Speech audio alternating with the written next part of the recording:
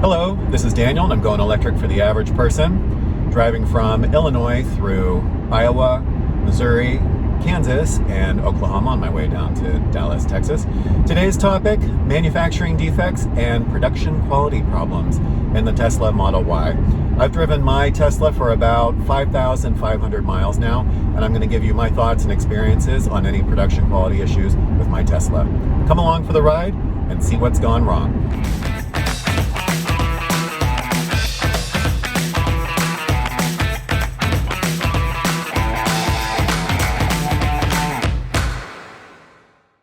Welcome back. This is going to be a pretty short video, and why? Because I haven't experienced any manufacturing defects with this car. So if you're interested in buying a Tesla Model Y, go ahead and do it. It seems like the manufacturing defects that were pretty prevalent in the first batch of cars being manufactured in the first 4, 5, 6 months of the vehicle have all been worked out. I picked up my car the very beginning of October, and I've driven 5,500 miles in the last 2 months on my 10,000 mile trip across America, and I have experienced 0 significant problems. Now, what does that mean? That means that all of the things that I've seen online with loose wires and significantly jacked body panels and things falling off and the coat hangers and the liners and whatever, I have not had any of those problems. This wire, if you can see here, Christmas lights. it's not a loose wire. The car's been perfect.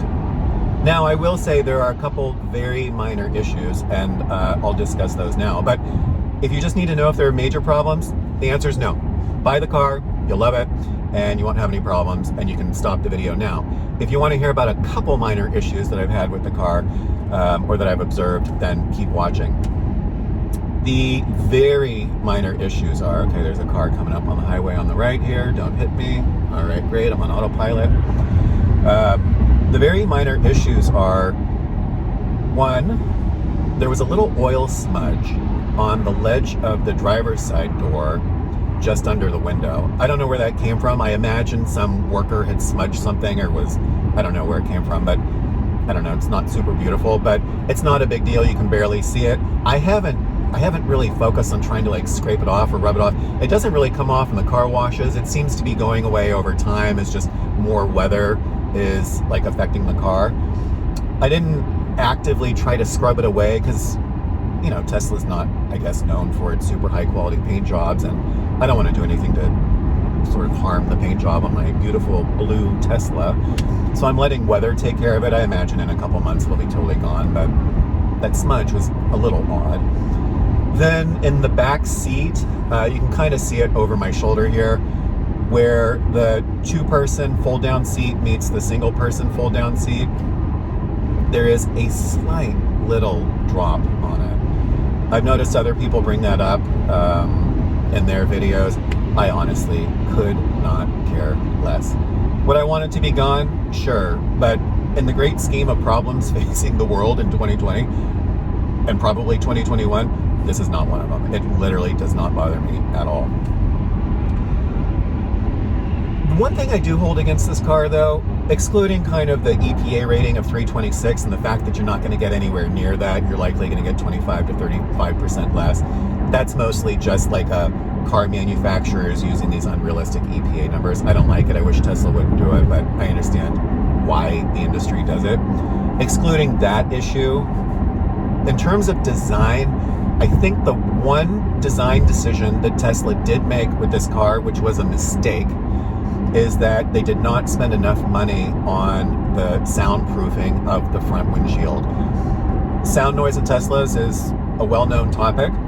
A lot of people have said that the newer Model Ys that are being delivered, I guess, mid-October to November and beyond, are now coming with double pane windows. My car doesn't have double pane windows, so I guess congrats to all of you if you're buying Tesla Model Ys after October. That double pane thing is not going to really benefit me, but I'll tell you, in investigating the wind noise in my car, I don't think it's coming from the side windows, to be honest. I think it's coming specifically from the windshield. And a lot of people will say electric cars are quieter because they don't have internal combustion engines, and therefore you're going to hear just more noise. I don't buy that as an excuse. Like, that's not my problem. That's the manufacturer's problem of an electric car. If that's the case, it just means you have to spend more money on wind noise mitigation. And also, my mom drives a 2018 Ford Escape. Lovely little car, fun, affordable. Her car at $25,000 is significantly quieter than this car at $54,000. So, Tesla, I understand you have to make choices about where you're going to cut content costs and where you're going to try to boost your profit margins. No problem with that. Honestly, I would have preferred less fancy frunk bins and trunk bins. I mean, those are things I virtually never see.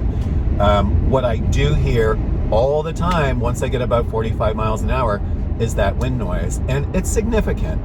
So if you're the sort of person who really wants to listen to high quality music that oftentimes is quiet or more acoustic, this car is going to make that a little harder to do. You're not going to really enjoy that music the way you would in a luxury car of similar pricing that has much better wind insulation.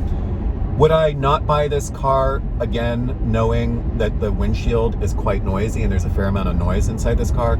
No, because I'm one of the innovators, early adopters who's happy to alter my life a little bit to go electric. I love the fact that the car gets over 100 miles per gallon on the highway. It's phenomenal. I love the way it drives. I love everything about it. But that wind noise thing just bugs me basically every time I get up to speed. I really do have to crank up the stereo to get over it. I've done some decibel readings on my Apple Watch, and it never goes above 62 to 72 decibels. And as far as my watch tells me, that's in the green zone. I'm not gonna lose my hearing because of it. But I would just prefer a quieter windshield.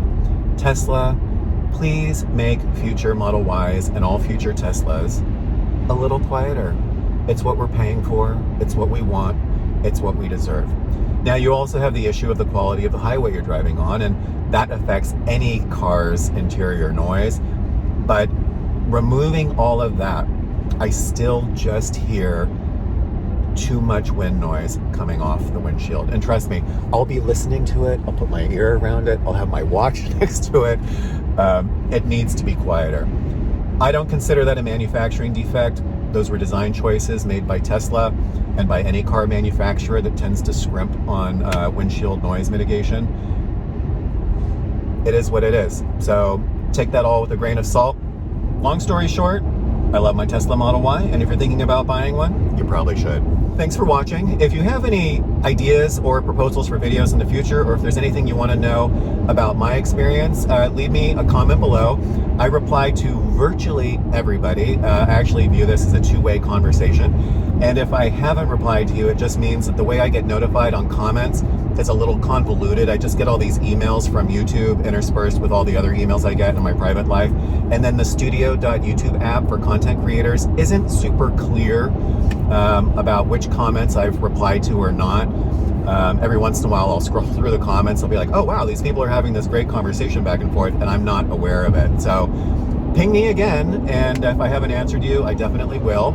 And I just want to make sure that you have that information you need to make a well-informed, confident, and prudent decision when spending a good amount of money on buying a car that's super awesome and is really going to improve your life.